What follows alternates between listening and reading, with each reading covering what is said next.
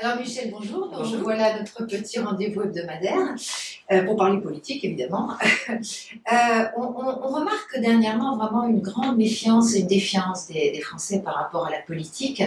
On arrive presque à un point de rupture dans la démocratie. Qu'est-ce que tu proposes pour rendre les choses plus claires et pour que la position des politiques soit plus transparente par rapport aux Français? Écoute, tu as raison de dire qu'il y a une méfiance. Mais en fait, cette méfiance, on l'a toujours trouvée. Mais il y a des moments où elle est beaucoup plus importante. C'était le cas à la fin de la IVe République et c'est le cas aujourd'hui de la même façon. Parce que de temps en temps, il y a une affaire, il y a des dossiers et c'est vrai que la tendance, c'est à dire c'est tous les mêmes. Et à avoir ce rejet. C'est grave en démocratie. Parce que c'est vrai qu'il faut un minimum de confiance entre les citoyens et ceux qui parlent dans leur nom. Alors pour ça, je pense qu'il y a les comportements personnels et puis il y a le comportement politique. Les comportements personnels, on a réglementé de plus en plus. Et je ne crois pas que ce soit des textes en plus qui puissent régler la situation. Je pense qu'il faut plus de transparence. Je crois que les politiques doivent être soumis aux mêmes règles, à la fois juridiques et morales, que les citoyens. Et on leur en demande un peu plus parce qu'ils ont cette responsabilité particulière de représenter les citoyens. Donc moi, ce que je pense, c'est qu'il faut probablement être plus transparent sur les personnes qui travaillent avec eux, sur ce qu'ils touchent. Pourquoi le cacher? Moi, je ne l'ai jamais caché. Et je ne m'en porte pas plus mal. Et je pense que c'est la base. Et puis ensuite, ce qui est important aussi, c'est que sur le plan politique, eh bien, les hommes et les femmes politiques fassent savoir clairement ce qu'ils font, ce qu'ils disent et pourquoi ils le font. Ils ont reçu un mandat. Ce mandat, ils doivent l'exercer. Mais ils doivent aussi rendre des comptes sur la façon dont ils exercent ce mandat.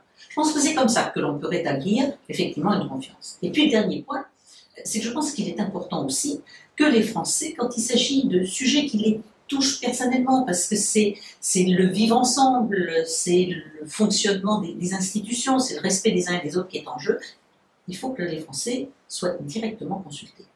Et que ce soit eux qui donnent leur opinion et qui donnent leur avis. Je pense que c'est comme ça, effectivement, que l'on fera en sorte que les Français retrouvent confiance dans la politique. Mais comment veux-tu consulter les Français? Par des référendats? Oui, bien entendu. Le référendum, il est fait pour ça. Et c'est une spécificité de la Ve République. Sous la IVe République, on confiait toutes les décisions aux partis politiques ou aux députés et sénateurs qui en étaient issus. La Ve République a voulu être une rupture, justement, après cette crise de confiance qu'il y avait eu entre les politiques et les citoyens. Et donc, on a voulu rendre la parole aux Français. Leur rendre la parole sur le choix, y compris du président de la République, et leur rendre la parole aussi par référendum sur des grandes questions. Il y a eu, par exemple, tu t'en souviens peut-être, non, t'es un peu jeune. J'étais en Belgique, peut-être. Voilà. Et il y a eu le référendum de 1962, où on leur a dit, voulez-vous que le président de la République soit élu au suffrage universel? Et ils ont répondu oui. C'est la base de ce qui existe aujourd'hui. Il y a eu, beaucoup plus récemment, c'était en 2002 ou 2003, si je me trompe, le référendum sur le quinquennat, où on a dit aux Français, voulez-vous que le président de la République soit élu pour 5 ans et non pas pour 7 ans? Et ils ont répondu clairement. Il y a d'autres référendums qui sont intervenus et qui étaient beaucoup moins clairs. Et ça, il faut l'éviter. Sur Maastricht, par exemple, un texte de 250 pages, on leur dit est-ce que vous êtes pour ou contre? C'est pas une réponse, c'est une fausse réponse. Et toi, présidente, qu'est-ce que tu mettrais en vote au référendum? Moi, je pense que tout ce qui touche, comme je le disais, le vivre ensemble, tout ce qui touche notre identité, notre culture, quand on veut changer cela, eh bien, il est normal de passer par un référendum. Moi, je l'ai dit, par exemple, sur le moment, quand on a parlé du mariage pour tous, c'est une transformation des institutions. La moindre des choses aurait été d'interroger les Français, et non pas de réserver cela à un petit groupe. Parce qu'une fois que les Français sont prononcés, il n'y a pas de problème. Voilà. C'est passé, mais il peut y avoir d'autres choses de ce genre, d'autres sujets de ce genre. Je pense qu'il est important de les interroger directement. Si on a comme ça 1, 2 référendums chaque année, eh bien je pense qu'on arrivera à dépolitiser le référendum. Et il faut voir aussi que les nouvelles technologies qui maintenant sont à notre disposition, elles n'existaient pas en 1958, peuvent permettre de faire cela assez régulièrement sans que ça coûte très cher. Parce que ce qu'on a souvent dit, c'est qu'on ne faisait pas beaucoup de référendums parce que justement ça coûtait trop cher. Aujourd'hui, on peut très bien le faire différemment. Donc ça, c'est une première chose.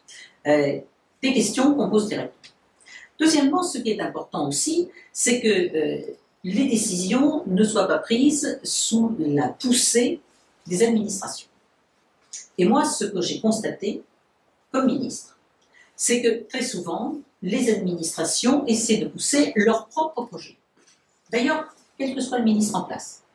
J'ai eu l'occasion de le dire, quand je suis arrivée à Jeunesse et Sport, j'ai vu débarquer un des directeurs avec un beau projet en me disant « Madame le ministre, on a ça à vous proposer, ça vous permettra d'être célèbre, c'est-à-dire d'avoir votre nom sur une loi. » J'ai regardé, ce n'était pas du tout mes idées, et je me suis aperçue qu'en fait c'était un texte qu'ils avaient déjà proposé à mon prédécesseur qui lui était socialiste, et qu'ensuite ils ont dû proposer à Marie-Georges Buffet qui était communiste, parce que c'est la logique des administrations. Il faut sortir de ça, il faut que les politiques retrouvent effectivement leur vrai pouvoir de décision et d'initiative. Être un politique, c'est à la fois regarder ce que sont les grands débats, les grands sujets, les grands problèmes qui se posent au pays, mais c'est aussi écouter les Français. Et en écoutant les Français, on apprend beaucoup et on a beaucoup de solutions de bon sens. Et il faut que les politiques sachent s'imposer aux administrations. Donc la première chose que je ferai, c'est dans un gouvernement, prendre des hommes et des femmes comme ministres qui seront s'imposer à l'administration, auxquels l'administration obéira, et non pas le contraire, comme ça s'est passé trop souvent dans les années qui viennent de s'écouler. Ça, c'est le deuxième point. Et puis, troisième point, je pense qu'il faut aussi eh bien, rendre des comptes régulièrement aux Français, qu'il n'ait pas l'impression que les choses se font en catimini. Les séances de nuit à l'Assemblée nationale ou au Sénat, c'est pas sérieux.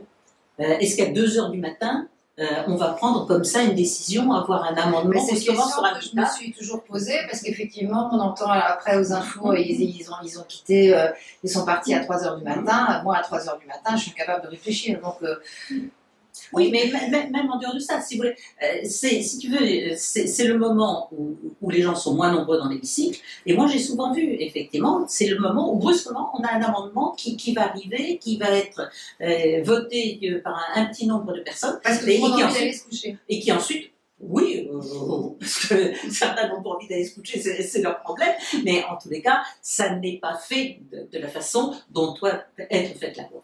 Et puis ce qui est important aussi, et je terminerai peut-être là-dessus, c'est de faire moins de lois. On a beaucoup trop de textes, on a trop de textes réglementaires et on a trop de lois. Et ces lois sont tellement complexes que personne n'arrive à les connaître. Et c'est ça aussi ce que reprochent les Français. Ils disent les politiques prennent des décisions, nous n'y pouvons rien, on n'arrive même pas à les connaître, et elles vont néanmoins créer des contraintes pour nous. Eh bien, je dis d'une façon très claire, il faut reprendre tous les codes aujourd'hui, et il faut les diviser par 2 ou par 3.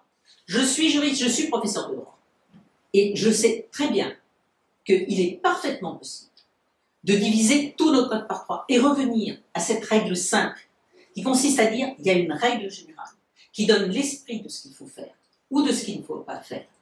Et puis ensuite, le reste, c'est une application qui est faite par les juges. C'est ça. Et je pense que le jour où les Français comprendront mieux le sens de la loi, le sens des règles, eh bien, ils auront aussi l'impression d'être plus maîtres de leur destin. Ils auront la certitude que la politique ne se fait pas en dehors d'eux et sans tenir compte des réalités qui sont celles de leur vie quotidienne. Alors Michel, dernièrement, les collaborateurs des hommes et des femmes politiques sont vraiment sous le feu des projecteurs. Est-ce que pour toi, il y aurait des règles à changer? Dans ce domaine, Alexandra, je crois qu'il faut aussi plus de transparence, plus de clarification pour que les gens aient le sentiment de comprendre ce qui se passe et que les choses soient justes. Autrement dit, un collaborateur d'un parlementaire, il a un rôle. Et son travail doit effectivement être un travail effectif et il doit être rémunéré en fonction de ça. Il doit être rémunéré en fonction de ça. Ça veut dire aussi qu'il faut probablement avoir une grille indiciaire qui permette de dire les collaborateurs qui, avec les mêmes compétences, les mêmes diplômes, font le même travail, sont rémunérés de la même façon. Il faut d'ailleurs aussi en profiter pour que ce soit un élément de promotion. Quelqu'un qui va rentrer à un certain niveau dans cette grille en fonction de ses diplômes, s'il a la volonté de réussir, s'il fait des efforts pour se former davantage, il est normal qu'il grimpe dans la société. C'est aussi ma philosophie. Comme je le dis, comme je le fais par exemple au ministère de la Défense, quelqu'un peut commencer tout au bas de l'échelle, comme enfant de troupe, comme je dis, et finir comme chef d'état-major. Eh bien, c'est un peu, ça doit être la même chose en politique. Le mérite doit être reconnu, et quelqu'un qui en a les capacités doit pouvoir, quel que soit son niveau de départ, arriver, comme député bien entendu, comme ministre, voire comme président de la République. Quand tu parles d'une grille indiciaire, qu'est-ce que ça veut dire exactement? Ça veut dire que tous les parlementaires rémunéreraient leurs assistants de la même façon, c'est ça? Pas exactement au même niveau. Il y a toujours une petite marge en fonction de l'ancienneté, mais c'est vrai que quelqu'un est recruté à un certain niveau en fonction de son diplôme, de son expérience professionnelle, s'il en a une avant, du travail qu'on va lui donner à faire et de la satisfaction qu'il y a aussi dans ce travail. Parce que là, ensuite, on grimpe dans cette grille en fonction et de l'ancienneté et de la réussite et éventuellement des diplômes ou de l'expérience supplémentaire acquise. Et Michel, il y a une autre question que les Français se posent, c'est par rapport au cumul des mandats. Quelle est ta position là-dessus? Alors, moi je pense que le fond de la question, c'est le travail effectif qui est fait par un élu au service de ceux qui l'ont élu. Et de ce point de vue, il faut dire, si le travail d'un élu, c'est un travail à temps plein, effectivement, il ne peut rien faire d'autre. En fait, on sait très bien que ça n'est pas totalement possible, même si le travail d'élu est extrêmement lourd.